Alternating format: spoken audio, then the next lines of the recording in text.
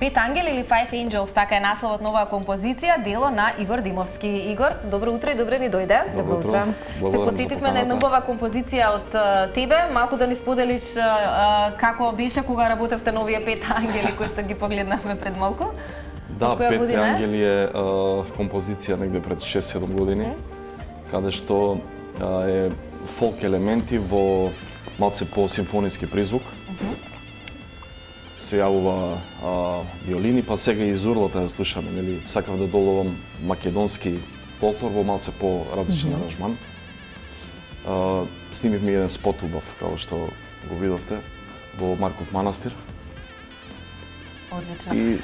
Велиш, сакаш да направиш спој на повеќе различни инструменти, фолклорот ти е главниот фокус. Дел од овие работи се всушност и во проектот Пауза за ракија, за кој што велиме дека низ годиниве е доста познат, но веќе ја спремаш четвртата сезона, така ќе го дојде? Да, четвртата сезона се спрема. Може ли за гледачите кои што не знаат што значи Пауза за ракија, со оглед на тоа што тоа ауди на YouTube твојот канал може да се погледне, да се пушти, да се ужива, бидејќи трае и малку подолго, да им објасниме за што станува збор, од каде идејата за вакво нешто и од каде генерално љубовта кон традицијата, на фолклорната музика, народната музика? Па јас од многу мал свирам на хармоника. Добив инструмент од мојот чичко и така се почна спонтано. Немам никој од мојата фамилија музичар, не, јас сум првиот.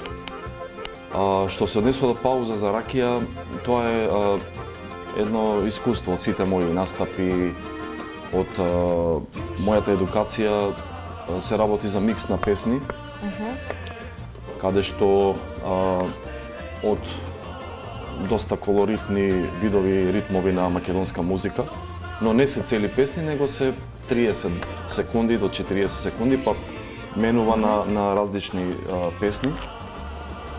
Има 3 сезони, како што кажавте, ја спремаме четвртата, здрави и живи за 2 месеци се надевам ќе излезе. Како фидбекот од публиката, бидејќи спомена склопот, различна музика, македонска музика и верувам дека е нешто што добро доаѓа кога на најразлични седенки, фамилиарни, пријателски. Па знаете како фидбекот не можете да го знаете дори не го снимите нештото. Јас и не очекував дека ќе има такав одзив, дека има милионски прегледи на сите три, мислам дека околу 10 милиони прегледи, што за Македонија е постигнување. Значи дека ни треба пауза за ракија, тоа значи. Треба пауза за ракија. И убава музика, Игор како виртуоз на хармоника и познат композитор, како што и спомена и веројатно оние кои што те следат, па и македонската публика знае, се започнал од, речеме, млади години, нели? Да, 6 годишна возраст. Така и тоа е нешто кое дополнително придонесува во однос на првенствено самата љубов кон музиката, кон хармониката, но и стекнувањето на искуство. Да. Што значи тоа во однос на, ако зборуваме од денешен аспект, да се почне од мали нозе, при тоа веројатно поддршката си постоела, но како што и спомена не си од музичка фамилија. Но имав голема поддршка од семејството, доколку немате поддршка од семејството, не би можеле да успеете во некој случај. Така, и сега треба да се направи еден баланс во ова динамично темпо, со сите оние веројатно настапи, свирки, сето тоа кое што составен дел од секојдневието и пауза за ракија како дел или еден ангажман кој што при тоа е и задоволство. И сега како во сето тоа се снаоѓаш, ако кога зборуваме дека кога си ја сакаме работата, веројатно ништо не е тешко. Да, во моментот имаме многу настапи, многу патувања низ државата и надвор од државата. Како се справуваме, доколку се сака нештото, може да се постигне. Како што кажа, Пауза за ракија е искуство од цело моје минато, од настапи, од кафани до концерти, до свадби. Се ставено во Пауза за ракија. И, како да кажам, треба човек и да посвети, да го сака тоа што го снима и што го работи, за да рефлектира на публиката. Доколку снимаме про форма и правиме нешто ради реда, тоа не се забележува. Не проаѓа. Она што ние го забележуваме, Игор, е дека има многу луѓе по видеата кои што ги гледаме, се снимане специфични места, некаде го погледнав низ Светинаума, ако не се лажам. Ова се наменски собрани толку многу луѓе за овој проект, сериозно? Да, наменски. Изгледат дека се спонтано, изгледа многу спонтано, многу природно и веројатно тоа е целта, затоа што тоа е целта, но за да се тоа да се организира Голем зафат. Голем зафат. Да. Малку е специфично, сам барем таков впечаток имам дека не секој од музичарите како прв инструмент ќе избере хармониката. Обично одат и сакаат нели некој друг инструмент. Виолина, нешто. Да, да. Од каде е љубовта конкретно за хармоника и дали низ годините учење, музицирање пробуваш и со други инструменти или едноставно беше љубов на прв поглед? Ја бев многу стриктен дека хармоника ќе свирам. Дека тоа е изборот. Децава сите сакаат виолина, гитара, нели гитара е доста тренди инструмент, но ја бев стриктен дека сакам хармоника. Дали е малку потешка, поспецифична за учење? Најтешка е. Затоа што нели да. Пред се е физички тежок инструмент. Да. Треба да поделите главата на лева страна, десна страна. Но Што значи тоа? Што значи тоа? Па како што гледам, еве ова е иначе мојата прва хармоника. Првата? Да, првата хармоника, затоа и земав. И беше Се уште функционална. Се уште функционална, да малци ќе посвирам, ќе ја слушнете. Добра. Тоа Што значи тоа поделбата велиш на Баш е ретро. Па вака, имаме десна страна каде што свириме солистички дел и лева страна каде што свириме се пратиме самите себе. Се треба сплит да го поделиме мозокот на два дела.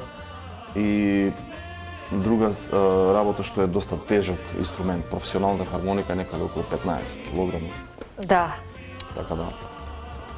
Од секој аспект предизвици. Предизвици, да.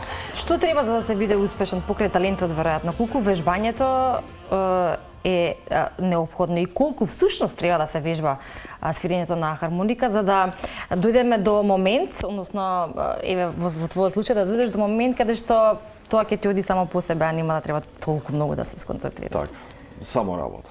Или вика 10% е талентот, се останато е само работа. Јас и ден денес во секоја професија, така. Да, и ден денес ако 2-3 дена не свирам, веќе се чувствува. Се чувствува, да. Да, Ивана вели колку нели треба работа во смисла на музицирање и свирење, ама од друга страна ќе се сложиш дека ова е физичка вежба со толка килажа во раце да маневрирате долго време. Па мене сите викаат вежбаш ли? Не викам вежбам. Не само свирење. Игор, неодамна настапи на Виноскоп. Да, тоа беше. И имаше позитивни коментари за твојот настап, нешто што можеби ете недостига кај публиката да нели видат еден таков перформанс. Како си задоволен како ти си помина, бидејќи споменав имаше позитивни коментари? На Виноскоп поминавме прекрасно, имаше многу публика и сум презадоволен од скопската публика. Ние генерално свириме надвор од Скопје, да бидам искрен. Требаше и Скопјани да ве видат. Требаше и Скопјани да ве видат, да. Беше и ве слушаме некаков микс, може би подобјасниме на гледачите зашто станува збор. Затоа што не е класично интерпретирање на хармоника. Па не, јас моментално свирам на дигитална хармоника, каде што се прави комбинација од македонски песни и балкански со техно елементи. Да. Може да чуете на видеото. Сакам малце да експериментирам на тој поглед. И публиката го прифаќа. Малку спои на традицијата со модерното време. Да, треба да се експериментира за да се биде поразличен и поуспешен. Така, и да се понуди нешто ново и веројатно нешто што публиката ќе го сака. Ако зборуваме за идни планови, за нешто што се планира во иднина, додека си ни гостин можеме да искористиме приликата па да слушнеме што ќе биде. Идни планови приоритет е Пауза за ракија 4, каде што многу напорно се работи. Може да објавиме датум кога, бидејќи ми велиш многу скоро. чека се да се заврши во последен момент. Да, со сите сили се работи, зашто знаете како се прават грешки, тоа е голем проект. Пиши, бриши. Цело дур не стане идеално, перфектно. Се надевам за 2 месеци дека.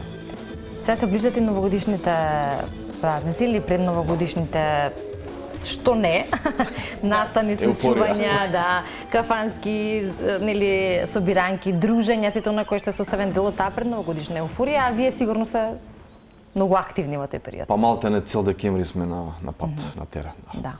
Од 10 декември до крајот на месецот е ќе биде по и таков е месецот, да. И добро е да биде тоа успешен завршеток на оваа 2024 дај година. Боже.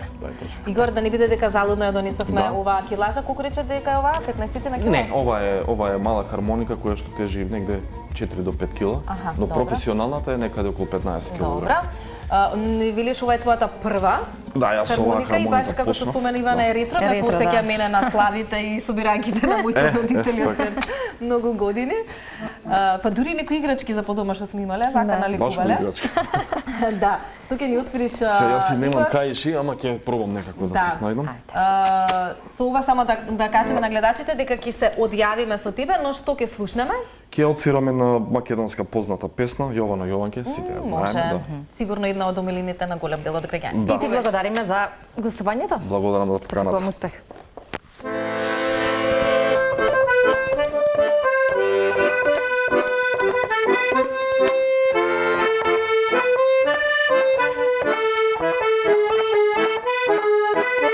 Thank you.